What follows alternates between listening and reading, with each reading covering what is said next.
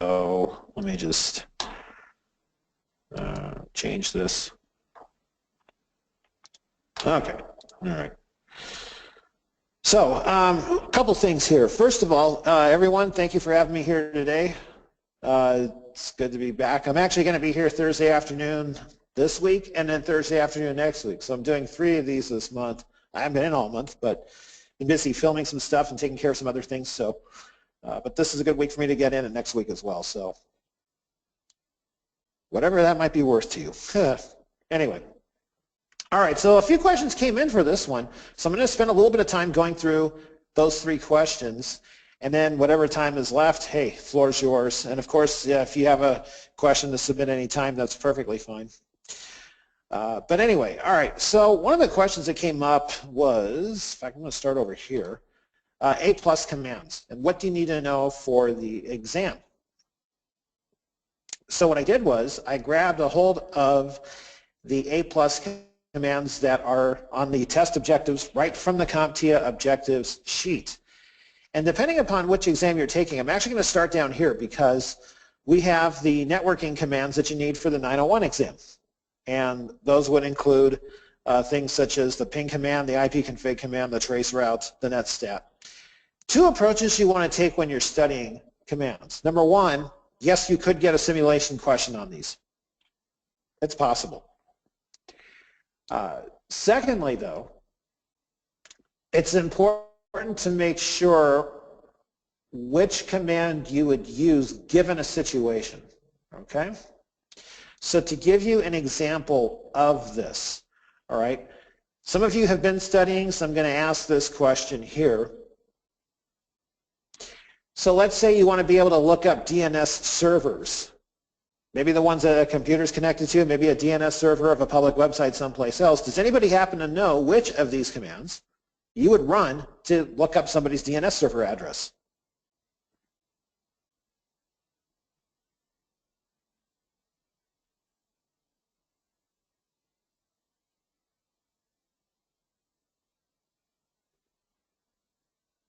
Going once, twice.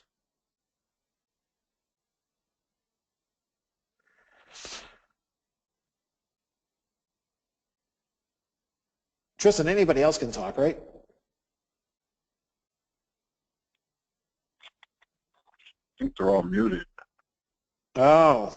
All right. Can we unmute them? NS lookup? Yeah, it's NS lookup. Exactly. So whoever said that, good job. It is NS lookup. So I'm going to run a practice command here. All right. You can see my command prompt screen, I assume? Yes, we can see him, Jason. Yes. Okay. Cool. Okay, so I'm typing NS lookup. Now, there's a couple different ways you can run NS lookup. If you just run it by itself, it's going to tell you what the DNS server is that you're connected to right now. But if you want to see, and also here's the other thing about NS lookup, I want you to notice that NS lookup is kind of like a mini app. It's not really an app, but it actually brings up a different command set. So, like if I was going to try to run this right now, check this out. See, it says it can't find ping non-existent domain because you're actually inside the NS lookup. So you have to exit this to get back to the regular command prompt. It's one of the first things you want to know about NS lookup. Secondly, if I do an NS lookup, I start this here, and then let's say I go to a website. This is going to give me the DNS for Google, or at least the one that they're letting us see. So a couple of different uses for NS lookup. So let me exit that. One of the other big keys for the networking commands is making sure you have at least a decent understanding of ipconfig. Now this is what I suggest you do with all these different commands, and it looks like it might take a long time, but it really doesn't. You want to make sure that you take the commands and you run them with a /?, like I'm doing here, because then this is going to give you the different uses of that particular command. Now, if you're wondering about, well, which ones do I need to know about for the exam? Really, it gets down to the most commonly used ones.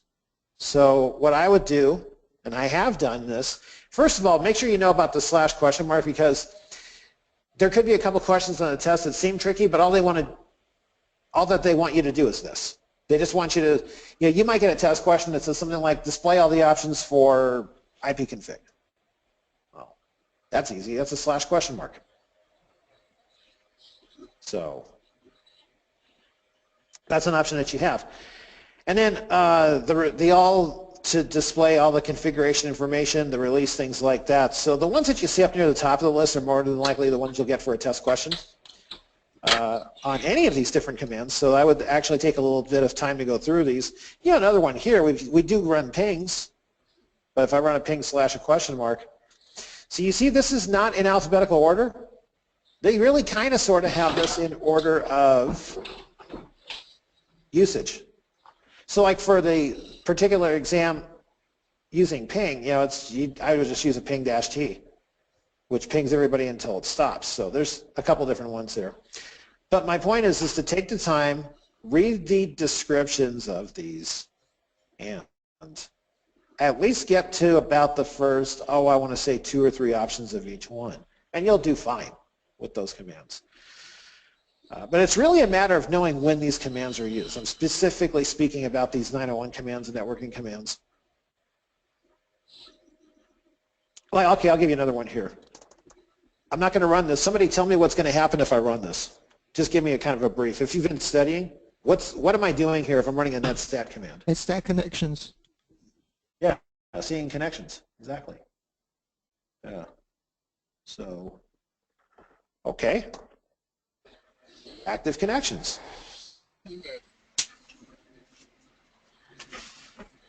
There we go. Yeah. And it's just going. Oh, I'm echoing right now. Hey, Jason, can you hear me? Yeah. What is the differences between the listening and the established and the closed waits? Sure. Okay. Established means you got a connection right now. Closed wait, they're trying to close the connection because you're done with it. Listening is it's open, but it's waiting for traffic, basically. Can you use this to see if someone's trying to hack into your computer? Oh, sure. Or, well, I don't know. Okay, as far as them trying to hack into your computer, you're more, okay, on that one, no. The netstat is going to show you connections that you've established but that you initiated, okay? So if you're trying to see who's hacking you, you got to use a firewall for that. Okay. Well, there is a way to run it. It's difficult. If you see a port that's open that normally isn't, then exactly. Probably, but then you would have to know what ports are typically used for what to use this as a way to see who's on your. Right, and the other thing with that is, in fact, let me just. Okay, I'm just using TCPs here. All right. So let me just scroll back up and show you a couple of things. Okay, anything over, I don't remember the exact number, but it's like 49,000 something. Those are the ones that are just usually used for internet connections and things like that. Okay, so looking at this here, all right, 139, I'm thinking is a legitimate port. Now, I know that it is, but I'm kind of acting for a second like it's not. The rest of these are all ports that are used for different, like websites people connect to and web services people connect to and things like that. So just this alone, these high-numbered ports, doesn't really tell us exactly what the details are of this. A firewall would give you more information there. In fact, in a firewall, you can actually control the traffic in a better fashion. But here's what I would be suspicious of. If you see connections open for anything under that large number, like this 139, I'm sitting here thinking, well, port 139, what's going on there? So let me just break this. And then what I would do is I would look up, okay, what's 139 if I don't know what it is? Okay, it's NetBIOS over TCP/IP. All right, so you can rest easily knowing that you're probably fine with that port open.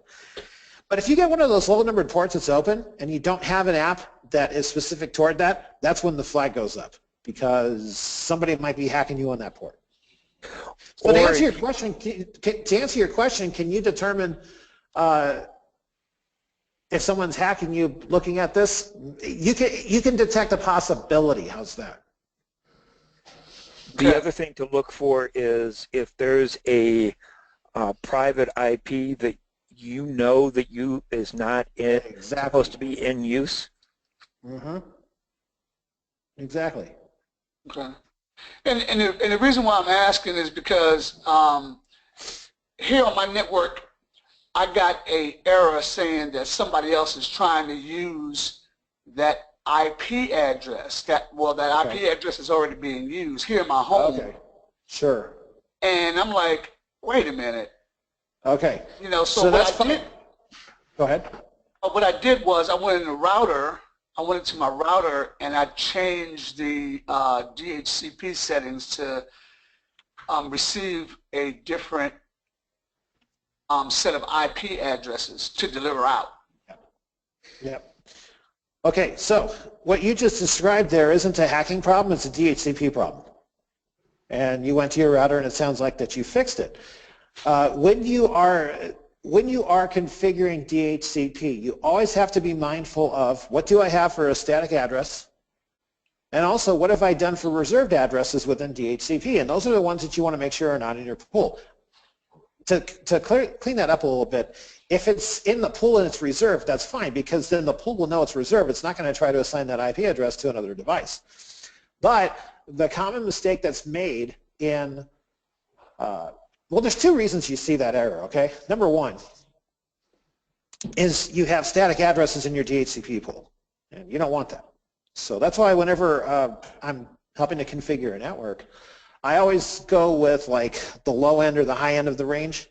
You know, like I might reserve like 1 through 20 for static, and then make the 21 through 254 addresses be the dynamic ones, something like that. You know, it just depends how many static devices you might end up with. The other possibility is if, in fact I saw it this morning, if you get somebody who, let's say you have 3 offices, and they all have the same IP addressing scheme, and then somebody moves a device from one office to another. Well, when they go to plug it in, it's going to assume, oh yeah, I see that IP address, but then if there's another device on the network that's using it, that's when the conflict hits. So okay, that's actually the more common reason we'd see that. Would that be the same as the DHCP server leasing out the address? Is it a possibility that if the, you know, because the DHCP server only leases them for like a couple of days. So on one system, it was supposed to release that address and assign it another address. But if it didn't, and then the other computer recognized, well, it gave the same IP address to the other computer and caused a conflict there? Is that, It's possible, sure. That right? Okay. Yeah, and it's definitely possible. The biggest thing that I found in a home use, if you have a device that you don't typically use all the time, let's say a Kindle, and then all of a sudden, until you had it either away from the Wi-Fi or completely turned off, and then the DHCP thinks that the lease is up, and so it reuses that IP, and then if you turn that Kindle back up, it still thinks it needs to use that IP.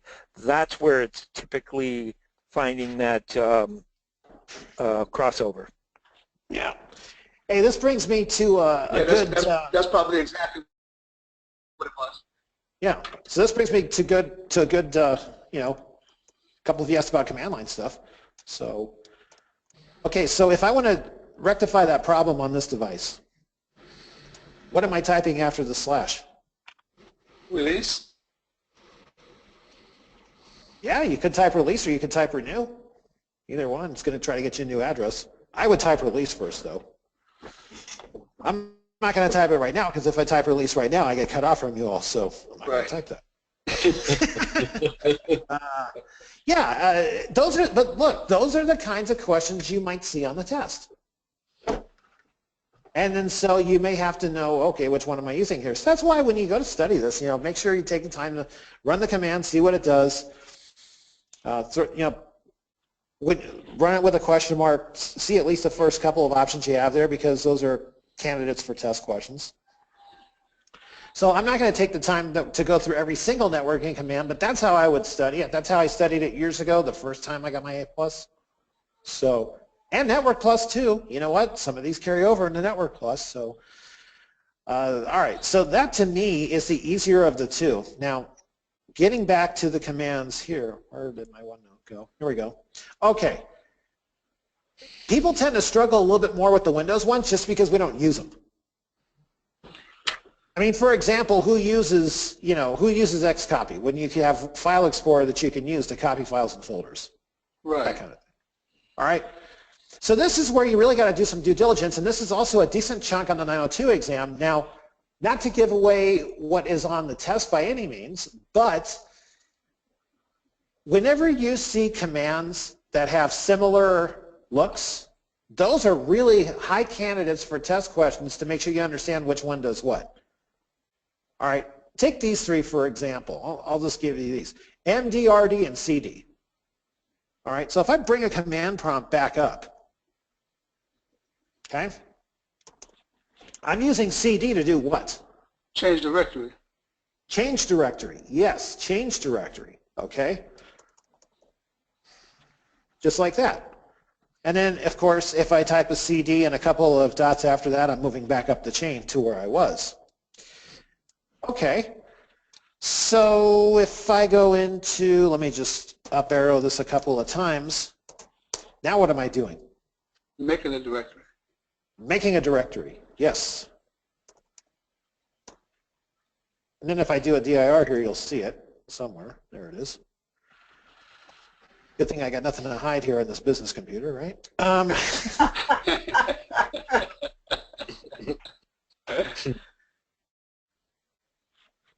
Yeah, that would be I meant that joke. If that's the case, open up port 23. Yeah, right. No, the truth is I got nothing to hide on my personal computer either, but I just figured I'd toss the joke in because we could. And I did it in such a way where we're recording, it's okay, So, yeah. Although I will tell you that I used to work at a business that did training and also computer support. All I can tell you is we did have one or two instances where some individual brought a business machine in, needed it cleaned off, and needed for us to make sure the boss didn't find out that this person brought the business machine into there. So you talk about an awkward situation, I've seen it. Anyway, I digress. All right, now, yeah. Before you go to go into, I mean, it's been a long time since I've seen any of this, so you're kind of bringing back memories for me. Oh, yeah. Things like Active Directory and everything, neither here nor there. To go into all of your different, all of the different IPs that you have for each one of your devices, i.e., like when I'm at home, rather than using my 4G, I'm using my devices are automatically clicking to my Wi-Fi, i.e. my telephones, my pads, and everything else like that. And because of the fact that I think have, each one of those I understand have different IPs. Yeah. So my network is already remembers each one of them already. How would I? Sure. How would I personally? How would you? Which devices of which IP addresses? Yeah, I mean, would I be able to go through my school computer and be able to have my network so I can find each one of the IPs for each one of the pieces of equipment that I have in my home? Sure. Yeah, there's a couple different ways you could do it. I mean, look, all right, let me finish this one thing and then I'll get back to that question because that's a really good one you bring up. Okay. Anyway, so if I put an RD here, what am I doing? I'm removing a directory. Yeah. I'm not renaming a directory, I'm removing it. Exactly. Those are the things that you want to study on commands. Now to get back to what you were saying about finding out IP addresses. All right, well, first of all, if it's at home, Then you get to the home page of your router, and then you look for connected devices. Okay, got it. Simple as that. And you have to be able to identify devices by names and things like that. But yeah, in fact, I did that the other day when I was trying to figure out, I had a little bit of a wireless networking problem in my house, and I was trying to figure out what was going on. And so not only was I able to see all the IP addresses of all my devices, but I was also able to see which of my devices were using 2.4 and which ones were using 5. And that's what I wanted to do. I wanted to be able to see which ones were more advanced. I've got one specifically. It's a pad, and it's an RCA. And RCA seems, its IP is, it seems different than the others that I've seen. Yeah. Can't So quite yeah, like I said, if you look at, you get to the home page of your router, most of them are either like 10.0.0.1 or 192.168.0.1, but you have to probably look up the IP address of your router. In fact, if I were to do this, okay, and look for my default gateway, if you're at home, that's probably the address of your router. So then you go into a web browser, you do the HTTP, you do the address, you log in, and then you look for an area called connected devices, and that should give you the information you're looking for.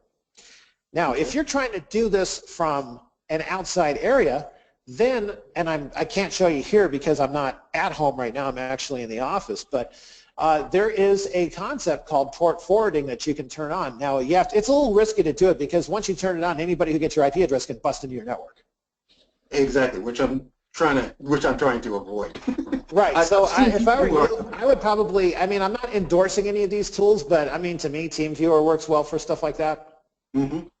Because then you can just kind of log into TeamViewer and then go to your home computer and see what's going on. So there's tools out there you can use, but I don't turn on. Trying to write in, and that's why my signal does slow down sometimes. Yeah. Sometimes it's down to a crawl, and I can't figure out why. It's because I know I've got somebody writing that signal. Sure. Okay. And then not to stray too far off the subject, but since we're talking about real life stuff and networking and things like that, I don't know what area of the country you're in, but here we've got Xfinity. And when you hook up an Xfinity router, it wants to use your router on the public Xfinity network. So you have to, so I went in into the settings of my router at home and I turned all that stuff off. Okay. So depending upon who your provider is, that might be going on with your provider. So I would be on the homepage of the router of your provider. I would look in the settings to see if it's part of a public network, and if it is, just shut the thing up. That'll take care of half the problem. The other thing is when you first got your router, did you change the default password and user for said router? No, I don't believe I did. Because you might want to do that. Yeah, that's easy. That comes standard. And anybody can look it up, and they can open up ports. So yeah, that'd be the first thing I would change. Yeah. Okay. So, yeah. So anyway, you got a couple of those there. I got a question. Yeah. Based on what the gentleman just said, as far as changing the information in your router, should you? Is it best practice to do that like every 90 days or not? To me, no. As long as you make the stuff unique enough, you should be fine. There's two things that I would do on a home router. Number one, make that unique. Number two, don't broadcast the SSID. Don't what? Do not broadcast your SSID, your identifier for the network, the name of your network. Turn the broadcast off. This way, it makes it tougher for them to find you. Right. So. Okay. And can I ask a quick question while we're on that subject? I'm going to make it quick because I don't want to. Okay. I was talking to Tristan, I believe it was last week, about remote assistance. Yep. And they explained on Online Expert about how to do remote assistance, and I did it here with my computers, and everything worked. When you use remote assistance, is that not? I just did it for test purposes to make sure I know how to do it. Yeah. But is that a thing you want to use as a common practice? Is it good? Is it not good? You want to make sure firewall's in place before you use it, things of that nature? Okay. Well, to give you a short answer on that, basically, I would only turn it on if I knew a company was trying to get a hold of me to do some remote support on my computer. Okay. Then I turn it on, they do their remote session, and then I turn it off. That's all. Okay. Okay. Yep. All right. So along with the rest of these Windows commands, really it's just a matter of getting in there and practicing them a little bit and just making sure you pay close attention. And by the way, on the test, take your time with these questions from the standpoint of making sure it's like, all right, if it's a directory question, which one of these three is it? You know, you don't want to get caught like accidentally guessing the wrong one because you're in a hurry, that kind of stuff. The other thing is I would make sure you understand the difference between system file checker and check disk. Check disk is you're going to be running, actually, if you're running a solid state drive, you don't need to run check disk, but whatever. DIR, of course, for directories, assistance to seeing what's in here. Also, make sure you know the boot rec commands. Study that up a little bit because you could get a Windows-based question on which boot rec command would you use to fix, you know, the master boot record or something like that. So we actually cover that in the 902 course in a couple of different places, but I would make sure that you, and I can't show you here because I'd have to reboot my computer, but I would make sure you go through the video more than once about the boot rec, about restarting Windows in different modes, because you could very well get a simulation question on that. Now on that note, I got asked a couple of questions about 902 resources. All right, at the risk of sounding self-serving, the workbook that we have included with the A+ course, if you go through that entire workbook for 902, you're going to be pretty close to ready for that exam. I mean, we literally made those workbook projects try to match up with possible exam questions and practices that you need for simulations. So really take the time to go through that. As far as resource, and then another one for, I'll show you this website actually, if I can find it. I don't know if you've been here, any of you, but I think that's the site. Yeah, okay. I'll show you this, learnkey.com/resources. Let me get this in the OneNote file so we have this recorded for posterity's sake. But what we've done with this resources site is down here we have practice labs and tests. May I suggest you go through those? There's plenty of practice labs for both A+ and Network+. I would go through these. I mean, they're pretty short, hopefully to the point. And like, for example, using ipconfig, I'll just bring this one up here for a minute. It takes a second to load, but it's a lab that I created. Some of these are more of a test environment than others. Some of these are just review, but, you know. I would go through these if I were you, because they can help you with either exam. So if you haven't seen these are just like little labs we built to help accentuate what we did in the course. So those are your LearnKey resources. Now outside of LearnKey, I mean, you can do a Google search for 902 resources. I happen to like this website called Quizlet. Now I'm not endorsing it or anything like that, but they actually have some like flashcard things that you can use, and those especially help you with some terms and definitions. The other thing is, if you have access to installing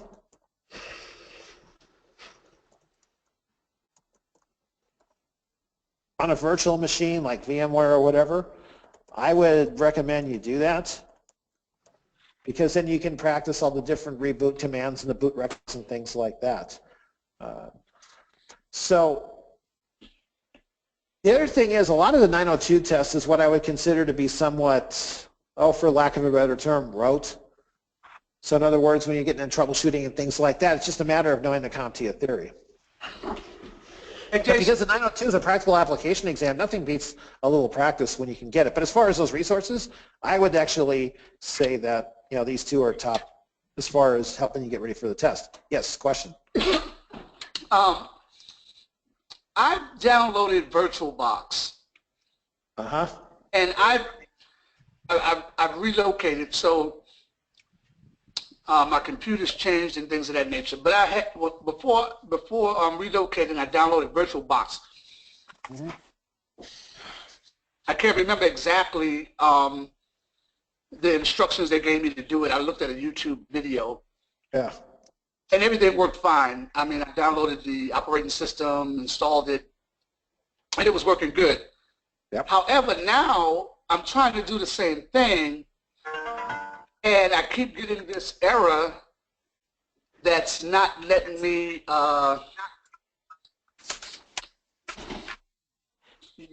use it, use the operating system. And I think part of it is I'm not getting the ISO file when I download VirtualBox. Does that sound right? I'm going to give you two answers, okay? The first one is maybe. The second one is use VMware Player and you won't have this problem. Use VMware Player. Is there any information I can get by using that? Yeah, go to VMware.com and download the free player. And then do everything else, and I won't have that problem.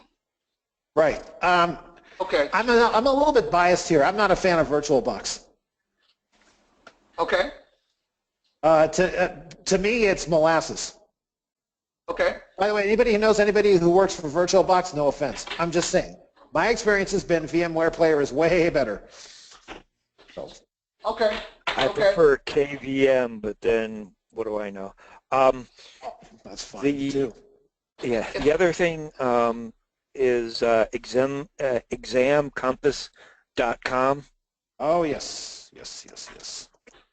Exam Compass. Yep. Jason? Yeah. And what I get the exactly link. is that?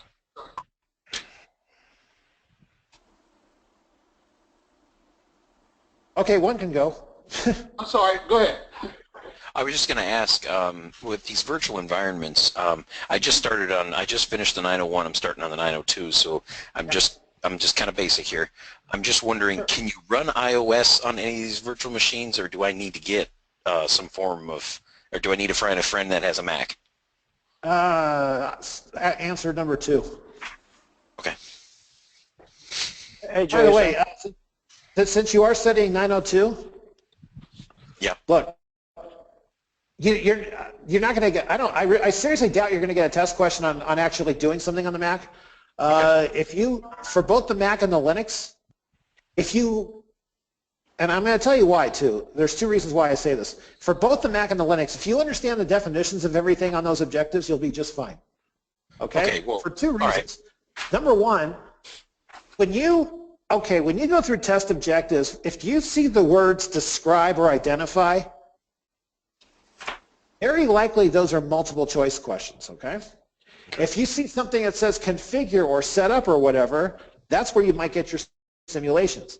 The thing with CompTIA, okay, and this is just, look, having taught this stuff for a long time, I try to analyze, maybe even overanalyze these exams, but when it comes to Windows, they're very specific about the operating systems, right? What's on the test? Vista, 7, 8, and 8.1, okay? When you see the objectives for Macs and Linux, they're not specific as to what version of Mac, nor are they specific as to what version of Linux. Okay? So on that note, if you get the terms and definitions, yeah, I did demos on a Mac, I did demos on a Linux so you could see it. That's the way I built the course. All I'm telling you is if you can get practice on a Mac or a Linux, that's great, but if you don't sweat it. Just know the definitions. Like for a Mac, know what the keychain is used for. Okay? On a Mac, know what the spotlight does. Things like that. So you go through the test objectives, you make sure you understand each definition of each term, and you'll be fine. All right, thanks, Jason. No problem. Hey, Jason. Yes. Can you hear me okay? This is Eric. Hey, Eric, what's up? Congratulations, by the way. Oh, thank you. Might be getting with you later. We don't have time to get something looked at today, but a real quick note for the gentleman that just asked about the having the Mac OS. Yeah. There's actually a VMware available for free. I think it's either 10 or 11, whatever version they're on. The only key to it is VMware will not run any Mac VMs on an AMD machine. You have to have an Intel processor. That's the only catch to it. Yeah, I've got an Intel 5, so I got an i5 in mine. So. Yeah, if you can find it, I forget where it's at. I had it a while ago, but I have AMD, not Intel, so I couldn't use it. But it is out there, and I found it actually on the Apple site. It's not like a bootleg or pirate or something. It's a real copy, and it's free. Thank you, Eric. Yep. Thanks, Eric. Yeah, I admit I didn't investigate all that too much because we do have a few Macs around here, so I used one for the recording. So. What is Exam Compass again? It's an exam resource website. Okay. All right, I want to make sure I squeeze this in before, and I'll stay a few extra minutes if I need to, but there was another question that came up. I want to make sure I squeeze this one in. Somebody asked about Security Plus ports.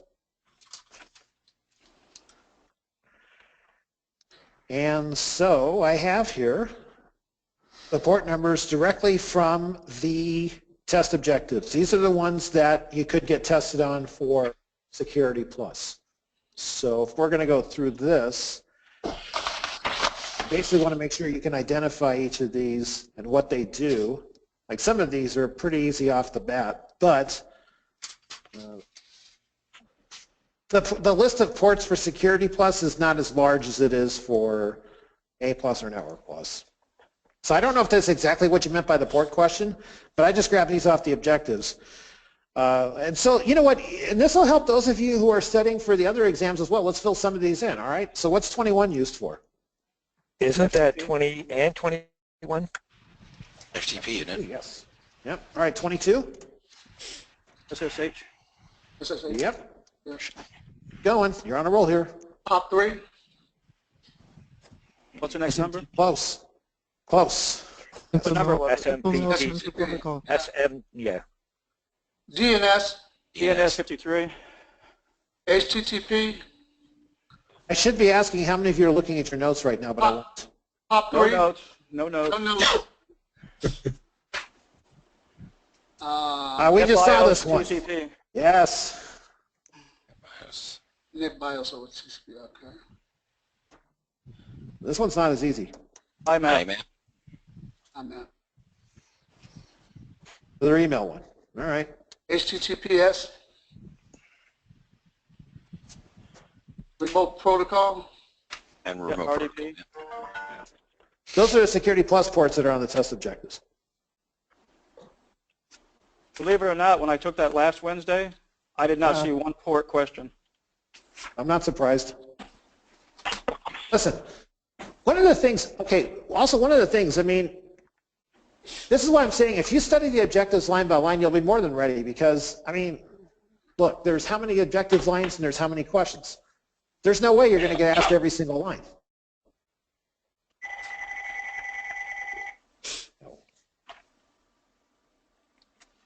All right. All right, so those were the 3 things that I got sent in advance of today's session. I don't know who sent them. Tristan forwarded those to me, so thanks to whoever asked these questions. We got a little bit of time left. What else y'all got? Hey, Jason. Yeah, I just got a quick question. Sorry, guys. Is this hand thing working, like if you have a question, so we're not just jumping over each other? And also, is the questions chat box, is that working too for any of these questions? Has anybody seen anything? I saw some things, That's but not working. Or I don't think it's working for everyone, but I'll get it fixed before the next session. I'll just have to make a couple phone calls to find out what's going on. But, Yeah, you got mine fixed. Okay. Yeah, cool. mine Thanks, can guys. I can see the hands. I'm not sure if I can see everybody's chat message. So that's why if you're jumping over each other a little bit today, it's no big deal because I realize this is a new setup and so I'm just going with it. All right, so who else has got a question? I got a quick question, Jason. George. Yeah. Okay, what's up? You mentioned VMware. Yep. If I need some assistance in getting that taken care of and downloaded and installed and all that stuff, is there somewhere I can get some assistance? Oh yeah, VMware's got a really good help thing online. Okay. There's a ton of people who use it. So, and by the way, VMware's not the only one. Hyper-V from Microsoft. If you've got Windows 8.8, if you've got Windows 8 or newer, you can actually go into your control panel and programs and features, and then you can enable Hyper-V, and then you don't actually need to download VMware. And do you have to have professional in order to do that? Yes. Yeah. So but VMware you can get and download for free. The other thing is, you know, these different questions and whatnot. I mean, if there's something you're really struggling with setting up, get a hold of your rep. And then, yeah, there's a kind of like a support staff we have here, and if they can't get to it, then they hit me up. So as far as VMware goes, yeah, I mean, there's a lot of help on the forums. And, you know, I found VMware to probably be the easiest one to configure as far as setting up. And then basically you just, I mean, look, when you grab the ISO, it actually wants to do an easy install for you, which I kind of recommend you do your own custom install. But so do they provide you with the ISO, or you got? Oh, no. You got to go get that. Okay, you gotta.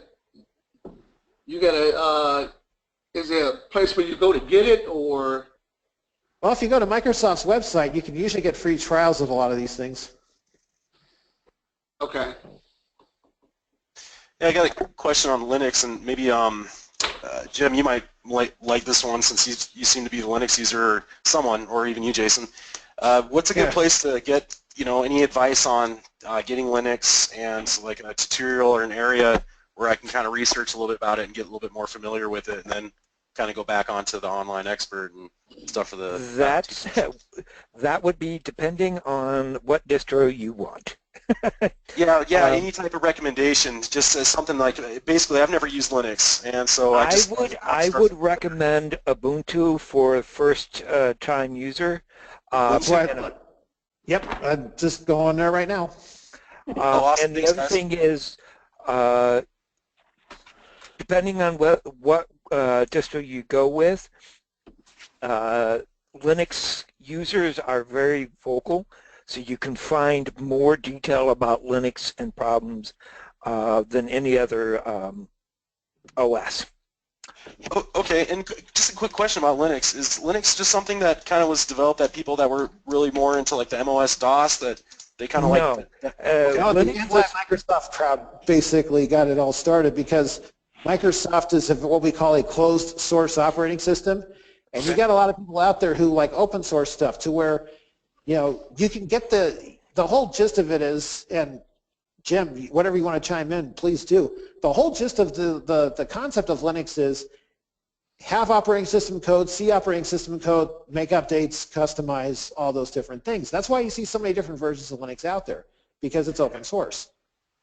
And being that it's open source, you can go into anything and everything, including the kernel, and play around with it. And majority of the software you can get for it is open source. And most of the time, not always, but most of the time, open source also equals to free. The biggest reason Linux was invented wasn't even to compete with Microsoft, because Microsoft hadn't really taken off as well as it did in the past. Linux was written for a free version of Unix. Right. Okay. Cool, Jason, Jim, thank you guys. I really appreciate that. And by the way, I just went to linux.org. You can look around there as well. But yeah, Jim, you're right. The other big reason is so that people could actually use a version of Unix they can understand. Yep. Yeah, and hey, Jim, I'll be in touch. Maybe next week if you have time. Oh yeah. We can kind of go over it. I got your email. Okay. Yeah, no problem. Well, thanks, man. Let me know. Thank you. And this is a good time to say that I dislike this webinar just because I have to use Windows for it. All right. Hey, Thanks, Tristan, why don't you take that little snippet? You can just play it back every week since Jim says that every week. Well, no, because yeah, you did. You said it last week in the Cisco one. Well, that's because it was the Cisco one was for, you have, well, I can use Linux, but I have to rewrite it, which I haven't gotten around to. But this one, this is not supported by Linux at all. Oh, jeez. No. So yes, get the snippet, and then I don't have to say it again. You can say it if you want, though. It's a free country. We're good. I got a All right, question. what else we got? Yeah. What's the difference between Linux and Unix? Linux is a graphical user interface version of Unix, basically. I mean, there's more to it than that, but Unix is all command line stuff, and Linux is sort of like, okay, let's be able to use a mouse and click around instead of having to do everything in command lines and cryptic scripts and things like that. And there's one other thing that I would add to it. Linux is portable. Linux is what? Linux is portable. Unix was only for mainframes, large computers. You couldn't put it onto a laptop. You couldn't put it on. So Linux is the portable open source version of Unix. So Linux would be pretty good with like Raspberry Pi or something. Oh yes, yes. Especially if you get a small distro. Maybe like, well, we can get into that another time. Okay, cool. We'll talk about that next week. Thanks, Jim. I appreciate that. Mm-hmm. Oh, no problem. So is Unix still around, Jim? Yes, it's actually stronger now than any other. The biggest use for Linux is 90% of web servers are hosted on a Linux OS. I was just going to say I had taken a bunch of college courses, and one of them was an outdated TCP/IP course, and the professor didn't want to deal with teaching an outdated course, so he gave us a course in VMware instead for an entire semester, and I've got all the ISOs for that if anybody needs any, and I got one that was really, really good, both for what he was talking about and for the people taking 902 if they want to mess with it. It's called DSL, Damn Small Linux, and it's made just tiny, tiny, tiny, so that way you can even put it on a phone if you need to. Okay, how do I get it from you? I can just email it to you. I mean, it's literally that small. I mean, it's 3 megs or 3 gigs. So. Hey, could you post that on the student forum? Or you can also go to distrowatch. I believe it's .org, and it gives you all the different distros, and you can look through it and download the It's just called DSL, or Damn Small Linux is all it's called. Oh yeah, no, I mean it's called distrowatch, and I believe it's .org, and it has that, and has all the different Ubuntu variations. It has all the different possible distros of Linux. Yeah. You know, it'd be pretty cool if we had on the student forum, if you know, just putting on like different paths for software and stuff like that as well. You know, like some of these recovery tools and things like that, and maybe some of the tools that we would need, you know, when we're actually, or at least for myself, getting into the field, and you know, different suggestions on what you would want, you know, to kind of load up on, and if you know you're out troubleshooting or repairing or whatever. I actually have a disk or a USB that I have. It's got like Malwarebytes. It has ClamAV. It has a few other open source tools. Yep, exactly.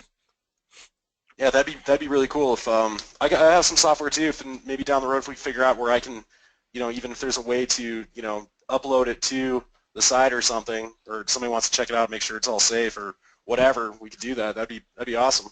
Google Drive shareable links. Yeah. Okay. Maybe we could post that on the student forum if somebody is a little bit more familiar with it than me. Yeah, and let me recorrect my statement on the size of that Damn Small Linux. I was actually looking at Windows 8 at 3.4 gigs. Damn Small Linux comes in at 5.1 megs. Yeah, I was about to say 3 gigs is not exactly small. Yeah. Wow. No, it's 5.1 megs. They made it that small, and it's a fully operational GUI OS. But the important question is, can you play Tecmo Bowl on it? You might be able to. Oh, man. All right, what else we got? There's also a distro called Tomato, which is breaking ground in Africa. They get used wireless routers, and they wipe it and put tomato on, and they can turn it their village into a mesh network. Wow. That's going to be huge, especially for the warlords and the villagers that need to run. Yeah. Well, it's good to see stuff getting reused rather than just getting thrown in the back of a truck and getting crushed. That's true too. All right, so listen, I am going to be back Thursday, 4 p.m. Mountain, and also the following Thursday. So if any of you think of questions or whatever in the meantime, and you want me to take a stab at those, send them to your reps or whoever. We'll see what we can do. Thanks for showing up, Jason. No problem. Anything else before I duck out? Tristan, thanks for having me back today. Hey, my pleasure.